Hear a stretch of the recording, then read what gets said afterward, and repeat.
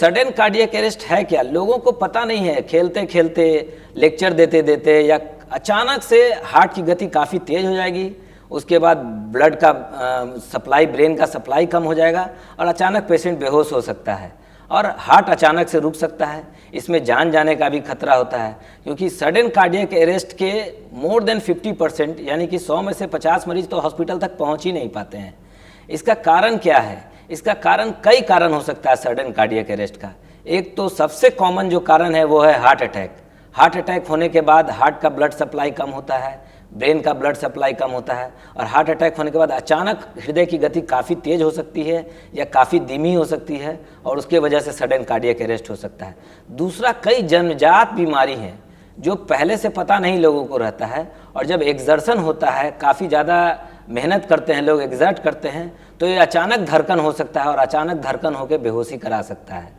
तो कई कारण है इस सडन कार्डियक अरेस्ट के और अगर सही समय पे हम लोगों को कारण पता चल जाए इसका तो सही से निवारण किया जा सकता है। और ये भी इम्पॉर्टेंट है कि जैसे सडन कार्डियक अरेस्ट अगर किसी को होता है और हार्ट अटैक उसका कारण नहीं है, कोई दूसरा कारण है, जैसे कई जन्मजात कारण होते हैं, जैसे one of the most common कारण है जिसको हम लोग बोलते हैं हाइपरट्रॉफिक कार्डियोमायोपैथी।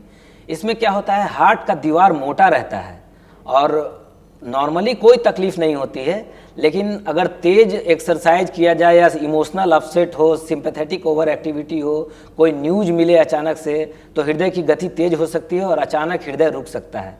एक बार जब किसी को पता चल जाए कि इस तरह का प्रॉब्लम है, तो ये चूंकि अनुवांशिक प्रॉब्लम है तो सारे फैमिली मेंबर का स्क्रीनिंग होना चाहिए, सारे भाई बहन का स्क्रीनिंग होना चाहिए, क्योंकि हाफ ऑफ द पर्सन में ट्रांसमिट हो सकता है। ये एक ही फैमिली में अगर किसी एक को है, अगर 4 भाई बहन है तो उसमें से 2 को हो सकता है, 8 है तो उसमें से 4 को हो सकता है। इसलिए सारे फैमिली मेंबर का स्क्रीनिंग ऐसे परिस्थिति में बहुत ज़रूरी है, वरना अचानक दूसरे मेंबर का भी अरेस्ट हो सकता है।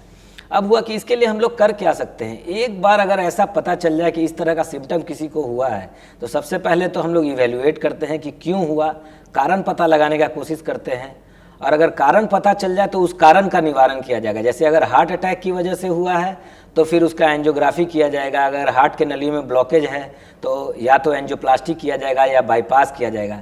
लेकिन कई कारण ऐसे होते हैं जिनका हम निवारण नहीं कर सकते हैं, जैसा अभी मैंने चर्चा किया था कि हाइपरट्रॉफिक कार्डियोमायोपैथी एक कारण है, या इस तरह का कई जन्मजात बीमारी है जिसकी वजह से हार्ट अटैक हो सकता है, सडन कार्डियक अरेस्ट हो सकता है।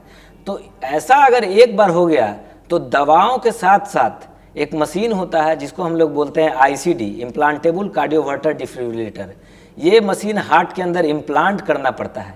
इस मशीन का काम क्या है, ये मशीन पता लगाता है कि कभी अगर अचानक धड़कन हुआ तो तुरंत पता लगा लेगा। पता लगाने के बाद उससे भी तेज गति से धड़कन देके उसको हॉल्ट करेगा और अगर उसके बाद भी नहीं होता है तो जैसे हम लोग बाहर से झटका देते हैं तेज गति में, जिसको डिफिब्रिलेशन बोलते हैं, एडमिट करके अस्पताल में देना पड़ता है, इस तरह का डिफिब्रिलेटर वो खुद से हार्ट के अंदर से भी दे सकता है। अब रहा कि समाज में इसके बचाव के लिए क्या करना चाहिए, तो जैसे एयरपोर्ट है, बस स्टैंड है, स्टेडियम है, जो पब्लिक प्लेसेज हैं, उस सब जगह पे एक्सटर्नल डिफिब्रिलेटर होना चाहिए, हर बस स्टैंड पे, एयरपोर्ट पे, रेलवे स्टेशन पे। और अगर कभी भी किसी को इस तरह का हो रहा है कार्डियक अरेस्ट, तो जो कॉमन पब्लिक है वो एक बार देख ले, अगर नब्ज नहीं मिल रहा है, हार्ट नहीं चल रहा है, तो इस डिफिब्रिलेटर का यूज करके उसको बचाया जा सकता है और एक बार डिफिब्रिलेट करने के बाद उसको तुरंत अस्पताल पहुंचाया जाए ताकि उसका जान बचाया जा सके।